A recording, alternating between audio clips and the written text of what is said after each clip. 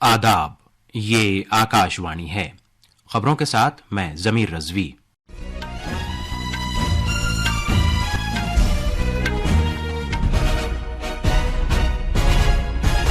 وزیر اعظم نریندر مودی برکس چوٹی میٹنگ میں شرکت کے لیے روس کے شہر کازان پہنچ گئے ہیں۔ وہ آج شام کو روس کے صدر ولادیمیر پوتن سے بات چیت کریں گے۔ وزیر اعظم نے کہا ہے کہ بھارت برکس کے ساتھ اپنے تعاون کی بڑی قدر کرتا ہے، کیونکہ یہ تبادلہ خیال اور مذاکرات کا ایک اہم پلیٹ فارم بن گیا ہے۔ جھارکھنڈ میں اسمبلی انتخابات کے دوسرے اور مہاراشٹر میں ایک ہی دن میں ہونے والے چناؤ کے لیے نوٹیفیکیشن جاری کر دیا گیا ہے۔ صدر جمہوریہ دروپدی مرمو نے 2023 کے لیے پانی سے متعلق 5ویں ایوارڈز عطا کیے۔ اوڈیشہ کو بہترین ریاست کا پہلا انعام دیا گیا۔ بھارت نے انسانی ہمدردی کے ناطے فلسطین کے لیے 30 ٹن کی پہلی امدادی کھیپ بھیجی ہے۔ ریزرو بینک کے گورنر شکتی کانت داس نے کہا ہے کہ بھارت میں ترقی کی رفتار بدستور برقرار ہے اور 2024-25 کے مالی سال کے دوران جی ڈی پی کے 7.2% رہنے کا امکان ہے۔ اور بھارتی محکمہ موسمیات کا کہنا ہے کہ مشرقی وسطی خلیج بنگال میں جو ہوا کا کم دباؤ بنا ہوا ہے وہ شدید سمندری طوفان کی شکل اختیار کرنے کے بعد جمعرات کی رات کو اوڈیشہ کے ساحل سے ٹکرا سکتا ہے۔ اب خبریں تفصیل سے۔ وزیر اعظم نریندر مودی برکس ملکوں کی 16ویں چوٹی میٹنگ میں شرکت کی غرض سے روس کے 2 روزہ دورے پر کازان پہنچ گئے ہیں۔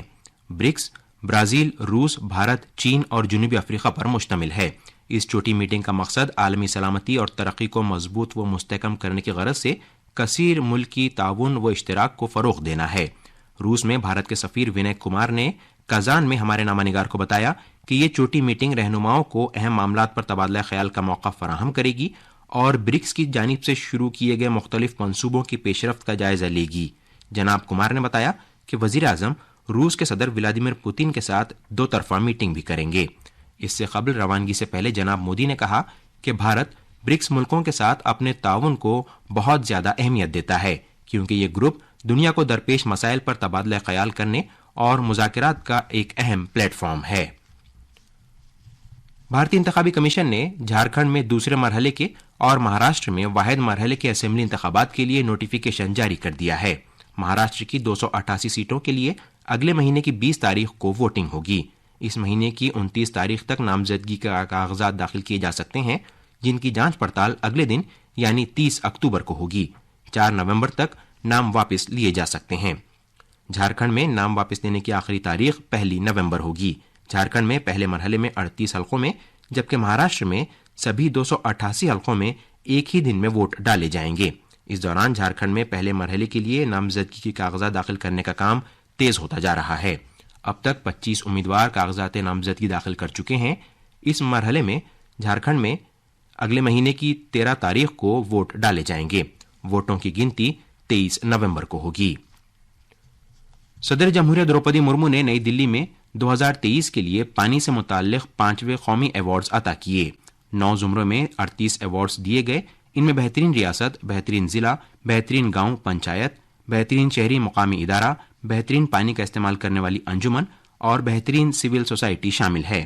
اس موقع پر اظہار خیال کرتے ہوئے صدر جمہوریہ دروپدی مرمو نے کہا کہ سرکار نے جل جیون مشن کے تحت ملک بھر کے 78% سے زیادہ گھرانوں میں نلوں کے ذریعے پانی فراہم کیا ہے۔ صدر جمہوریہ نے اس جانب بھی توجہ دلائی کہ پانی کو بچانے اور محفوظ کرنے میں ریاستی سرکاروں کا اہم رول ہے۔ محترمہ دروپدی مرمو نے ملک میں زیر زمین پانی کی سطح کے گھٹنے پر بھی تشویش کا اظہار کیا۔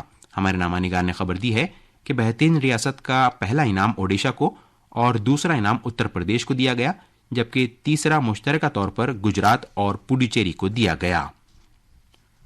بھارت نے فلسطین کے عوام کے لیے انسانی ہمدردی کی بنیاد پر 30 ٹن دوائیں اور غذائی اشیاء پر مشتمل امداد کی پہلی کھیپ روانہ کی ہے۔ مشرق وسطی میں فلسطینی پناہ گزینوں کے لیے اقوام متحدہ کی راحت سے متعلق ایجنسی کے ذریعے یہ امداد بھیجی گئی ہے۔ سوشل میڈیا پوسٹ میں خارجی امور کے ترجمان رندھیر جیسوال نے بتایا کہ ضروری ادویات، دانت کی بیماریوں میں لگنے والے مصنوعات، عام طبی مصنوعات اور زیادہ توانائی والے بسکٹ اس کھیپ میں شامل ہیں۔ یہ خبریں آکاشوانی سے نشر کی جا رہی ہیں۔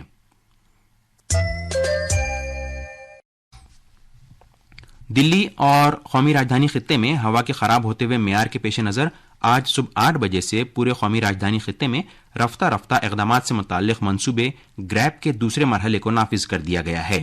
نئی دلی کے متصل علاقوں اور NCR میں ہوا کے معیار کے بندوبست سے متعلق کمیشن کی ذیلی کمیٹی کی میٹنگ کے دوران یہ فیصلہ کیا گیا۔ کمیٹی نے شہریوں پر زور دیا ہے کہ وہ اکتوبر سے جنوری کے دوران ایسی تعمیراتی سرگرمیوں سے گریز کریں جن سے دھول اڑتی ہو۔ اس نے کھلے میں کوڑے کرکٹ کو جلانے سے بھی بچنے کو کہا ہے۔ بی جے پی نے قومی راجدھانی کی آب و ہوا کی بگڑتی صورتحال کے لیے دلی سرکار پر تنقید کی ہے۔ پارٹی کے ترجمان شہزاد پوناوالا نے کہا کہ آج پھر ہوا کا معیاری اشاریہ AQI دلی کے کچھ علاقوں میں بہت زیادہ خطرناک سطح 400 سے زیادہ ہو گیا ہے۔ جناب شہزاد پوناوالا نے الزام لگایا کہ پچھلے 10 سال میں دلی سرکار نے دلی میں آلودگی کی داخلی وجوہات پر کوئی کام نہیں کیا ہے اور دلی شہر ایک گیس چیمبر بن گیا ہے۔ RBI کے گورنر شکتی کانت داس نے کہا ہے کہ بھارت کی ترقی کی رفتار برقرار ہے کیونکہ اس کے بنیادی عنصر کھپت اور سرمایہ کاری کی مانگ میں تیزی آ رہی ہے۔ RBI کے ماہانہ بلیٹن میں جناب داس نے بتایا کہ مالی سال 2024-25 کے لیے بھارت کی GDP کی حقیقی شرح نمو 7.2% رہنے کا امکان ہے۔ انہوں نے مزید بتایا کہ زرعی اور دیہی مانگ میں بہتری کے سبب نجی کھپت کے بہتر ہونے کا امکان ہے۔ RBI گورنر نے بتایا کہ خدمات میں پائیدار بہتری سے بھی شہری مانگ میں اضافہ ہوگا۔ بجٹ تخمینوں کے تناظر میں حکومت کی جانب سے مرکز اور ریاستوں کے اخراجات میں تیزی آنے کی امید ہے۔ RBI بلیٹن کے مطابق 2024-25 کے لیے CPI افراط زر 4.5% طے کی گئی ہے۔ فوج کے سربراہ جنرل اپیندر دویدی نے اس بات پر زور دیا ہے کہ بھارت اور چین کے درمیان فوجوں کی تعیناتی میں رد و بدل کے کام کو آگے بڑھانے کے لیے دونوں ملکوں کے درمیان اعتماد اور بھروسہ بحال ہونا ایک لازمی شرط ہے۔ انہوں نے یہ بات آج نئی دلی میں ایک تقریب میں کہی۔ فوج کے سربراہ نے مشرقی لداخ میں حقیقی کنٹرول لائن پر گشت کے سلسلے میں بھارت اور چین کے درمیان حالیہ سمجھوتے پر رائے زنی کرتے ہوئے کہا کہ اس کا مقصد دونوں ملکوں کی اپریل 2020 کی پوزیشن کو بحال کرنا ہے۔ مرکز اور لداخ کے رہنماؤں کے درمیان 4 نکاتی مطالبات پر بات چیت بحال کرنے کے سوال پر تعطل ختم ہو گیا ہے اور مذاکرات کی تاریخ مقرر کر دی گئی ہے۔ مرکزی وزارت داخلہ نے پہلے سے تشکیل شدہ اعلی اختیاراتی کمیٹی کے ساتھ اگلے دور کی بات چیت کے لیے کہا ہے، جس کے سربراہ امور داخلہ کے وزیر مملکت نتیانند رائے ہیں۔ گفتگو کے لیے 3 دسمبر کی تاریخ مقرر کی گئی ہے۔ اس سے پہلے 2023 میں بنائی گئی کمیٹی کے ساتھ کئی بار گفتگو ہو چکی ہے اور آخری بار بات چیت اس سال مارچ میں ہوئی تھی۔ بات چیت کی تاریخ کے اعلان کے ساتھ ہی آب و ہوا کے تحفظ کے لیے کام کرنے والے سرگرم کارکن سونم وانگچک اور دوسرے لداخی کارکنوں کی غیر معینہ عرصے کی بھوک ہڑتال بھی ختم ہو گئی ہے۔ یہ رہنما مرکز کی جانب سے گفتگو بحال کرنے کی مانگ پر زور دینے کے لیے 6 اکتوبر سے نئی دلی میں بھوک ہڑتال پر بیٹھے ہوئے تھے۔ سمندری طوفان دانا مزید شدت اختیار کر رہا ہے اور تازہ خبروں کے مطابق یہ اوڈیشہ کے ساحل کی جانب بڑھ رہا ہے۔ اس طوفان کے جمعرات اور جمعے کی درمیانی رات کو اوڈیشہ کے ساحل سے ٹکرانے کا اندیشہ ہے۔ محکمہ موسمیات کے مطابق یہ سمندری طوفان اوڈیشہ کے ساحل کے قریب بالاسور اور بھدرک یا کیندر پاڑا میں بھیتر کنیکا کو اپنی گرفت میں لے سکتا ہے۔ اس طوفان کے کل تک مغرب شمال مغرب کی سمت میں بڑھنے اور شدت اختیار کرنے کا امکان ہے۔ بھارتی کرکٹ کنٹرول بورڈ BCCI نے 31 اکتوبر سے شروع ہونے والے آسٹریلیا کے دورے کے لیے انڈیا اے ٹیم کا اعلان کر دیا ہے۔